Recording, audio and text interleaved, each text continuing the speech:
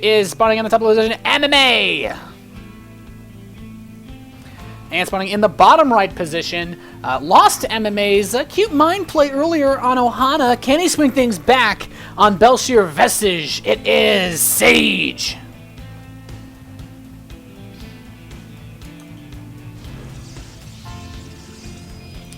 So, we are going, this is it. This is Root's last leg. Be very interesting to see what Sage is going to do to try to bring things back. MMA could go for more economic play. This map is rather large, but not opening gas is almost like opening yourself up to a lot of ridiculous damage that you can take from Protoss players. Things like proxy pylons for Stargates, as well as basically anything. So we are going to have to see how exactly this turns out, but well, we're gonna have to see now. Barracks coming up for MMA. No gas just yet, yeah.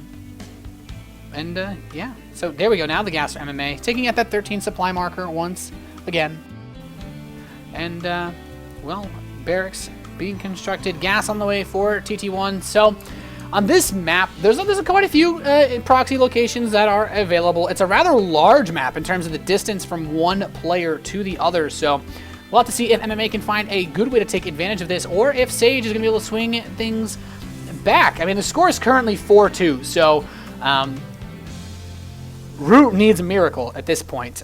Sage needs to come out here and basically, you know, I wasn't sure if Yu-Gi-Oh would have the card to play that could bring this back, but unfortunately, it's just been going not so favorably for them once MMA stepped on the field. He's been on fire lately, wrecking face in GSTL and just overall being MMA. So this is going to be very, very difficult. Probe is moving around the bottom left side. Not sure if that SCV actually saw this probe. It looks like MMA could be trying to proxy, but the probe's going to miss the proxy. The factory will be built by MMA. And, well, Sage's probe doesn't see it. He's going to back away. Another SCV being sent to scout. So he's doing this kind of thing where as long as there's an SCV seen scouting, it doesn't look like MMA is going for a proxy.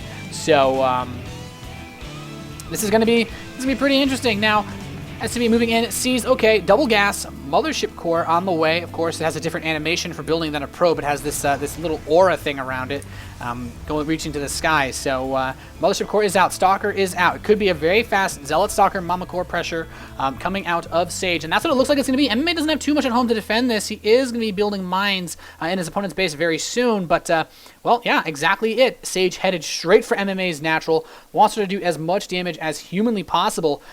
This is not going to be an easy hold for MMA by any means, and well, SCV at the tower in a bit of an awkward place. He's going to see this coming. He's getting a bunker set up, and this will actually be set up in time to defend this. He needs to be careful, though. The Stalker's going to be able to catch these Marines. A time warp, if he prevents those Marines from getting into the bunker, could be huge. He needs to be very, very cautious about this. One Marine gets picked off at the very last second, but MMA has managed to defend himself for now. He's immediately put those Marines out and salvaged this bunker, realizing, okay, I pushed the pressure back. Now it's time for me to get aggressive and expand. First mine is out. Headed over towards the main base. Will the sentry be able to force field this mine out in time? It's making its way up the ramp, and he will not be able to block it. It's going to get over towards that main base mineral line. He may need to pull probes to stop it. He uses a force field to keep it away. Mothership core in the main base. Time warp on the mineral line to slow it down from mining. The mine kills the sentry. Doesn't get too much else, and maybe one probe. But now going to burrow. The probe's not able to get it, though, and this mothership core kind of trapped a little bit, and MMA's getting his natural expansion up. Oh, I guess he just got two probes and not the sentry with the Widow Mine. So a decent pickup for MMA. Kill as much as he can. Another Widow Mine here. Might even just burrow this on the ramp, trying to get the sentry, but he's heading over towards the mineral and he wants to do economic damage. And now he's getting really close. The Stalker coming in, trying to DPS it down. It does burrow in time, though, and kills that Stalker. Really, really good hit. I did not think he was going to get that shot off. Gets another shot, though, with this Widow Mine, and he's going to try to retreat, of course. It does move, actually, about as fast as the Stalker, so it can try to get away. God, he got so lucky with those mines burrowing at the perfect time. He gets the mothership core back home as well, so now MMA get to press forward with some Marines. Another mine at the natural, and without an observer on the field, he's got one about to finish, but he's had a bit of like a death claw grip on the base of Sage. He hasn't really gotten any real serious damage done, though, so going to be pulling back now. He has he's not kind of actually cut his mine production. He's going to send his Marines home, and then he's going for the same follow-up. He's getting his stim, getting up his barracks production, and he's getting this starport together so that he can go for a lot of harass. This mine is spotted by the Observer, won't be able to kill anything. It's going to try to run away, but Sage will not let it, so he is going to lose his mines. And MMA, he's made some really interesting things happen with this mine. With these mines in these games that he's been playing, but starport is coming in now as well. So this should be interesting. Starport is now producing his first medevac. First engineering bay is coming in as well. This is going to be. It's actually going to normalize, really, is what it looks like, to be honest. Mothership Core is prepared at the natural for defense. He's got the robotics facility out. He's adding on gateways, but he's going double forge. So Sage looks like he wants to play the economic game. He kind of realizes that MMA was able to just pick him apart way too well in the early and mid-game stages. Observer sees a starport's done, medevac out, stim about to complete for MMA. He's going to try to go for some quick 2-base pressure, and Mothership Core does not have enough energy for a photon overcharge. It might, barely in time for when this force arrives, but the double forge, really greedy in terms of getting these upgrades. Sage does not have basically any units at all, and he's purely relying on photon overcharge to deflect this, but if MMA was able to get another medevac and push the main, that'd be huge. Unfortunately, he will not be able to do that.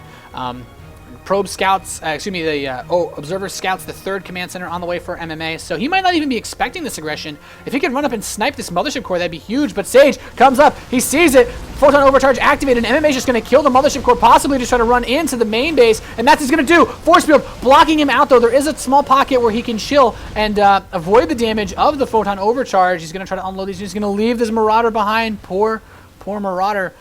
Sage may try to run up and snag this guy. Medevac barely gets him in time, and MMA will be able to escape unscathed for the most part. He picked up a couple units, picked off the Mothership Core, so not bad. Mine does get taken out. Observer is there to spot it. But MMA's follow-up looking pretty solid as well. He's got the tech labs, got the reactors, and now he's getting on his additional barracks. Medevac running over towards the main base. MMA going to try to put on some more drop pressure, dropping in the top center.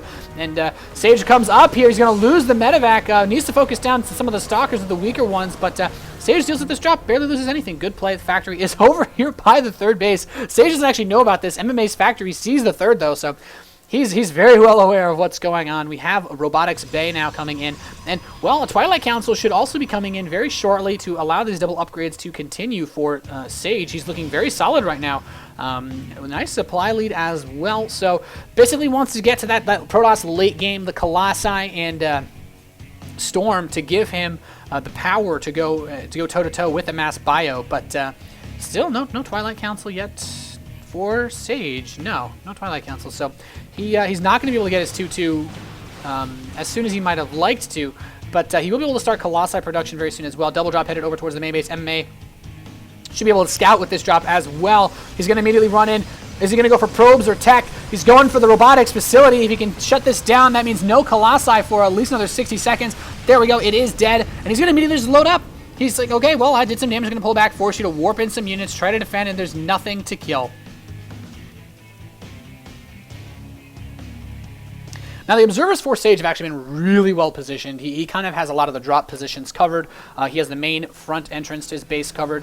And he has an Observer on the army of his opponent, so he knows the MMA is trying to duck around to the side, and he's going to immediately catch this bio, force field him off. And MMA possibly hoping that he was going to pull Sage's forces up towards the main base by using the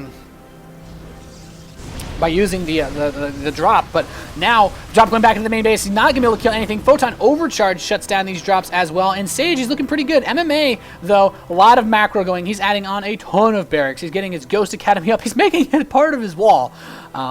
Pretty low saturation is natural, but that's also because he's just building so many things at once.